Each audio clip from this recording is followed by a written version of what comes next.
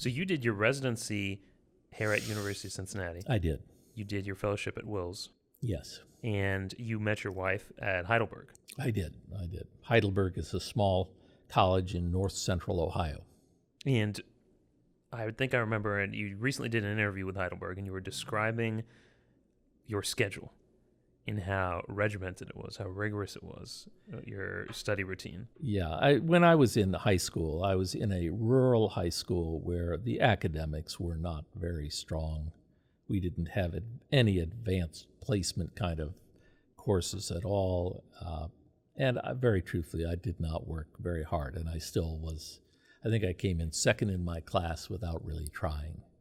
At any rate, this is in high school? This is in high school. This yeah. is in high school. So when I went to college, I said, for the first time, I'm really paying for this. And unlike many people went to college thinking this is going to be a life experience and I'm going to grow up during this time. Well, that was not how I looked at it. I looked at it as, I'm paying for this. I need to get something useful out of this.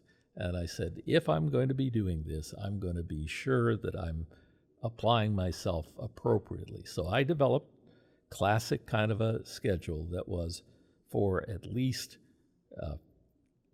1 hour of study time for every hour of class time you had that week, or that in any given day. And I essentially made it so that I got up at a regimented time. I think it was about 6 o'clock every day. I was always the first one in line for breakfast. I had breakfast. I always had classes that started, I think, at 6:50 in the morning.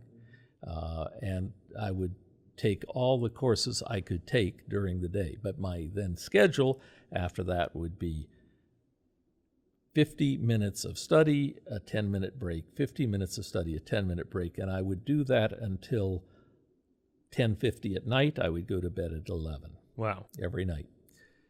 If I had an exam, I would, or more than one exam, I would give myself 1 additional hour that evening. So in other words, instead of going to bed at 11, I would go to bed at midnight. But I never stayed up later than midnight. I never crammed for a single examination, and I did come in first in my class at Heidelberg. Now, that's not the same as if I had gone to some major university, but still, it reflected the fact that I did well. But more importantly for me is I got something out of it. I got to take courses in embryology, in comparative anatomy of the vertebrates, in physiology, of course, in organic chemistry, and all sorts of things that were relevant to what I eventually did. And I was very happy with my experience there. I think a lot of medical students or residents can probably relate to sort of a rigorous schedule like that. But what did you do to decompress? At least in my experience, you can keep up that kind of work ethic and routine for a while, but eventually if you don't have something keeping you sane or helping you just relax in between, it eventually falls apart. Yeah, my one outlet was I was a member of the college concert choir for all 4 years, and we would have various concerts around. We had practices every week, but we would have concerts around the continental United States. The first 3 years that I was there, and then the 4th year in 1970, we actually had an international tour to Europe. And so that was my major outlet. Beyond that, I didn't do very many social things at all. And those of the people who know me are not surprised by that. It's interesting. I think maybe back in undergrad or in those earlier younger days, I would have looked at a situation like that and been like, man, all he did was study. He didn't really socialize or go out.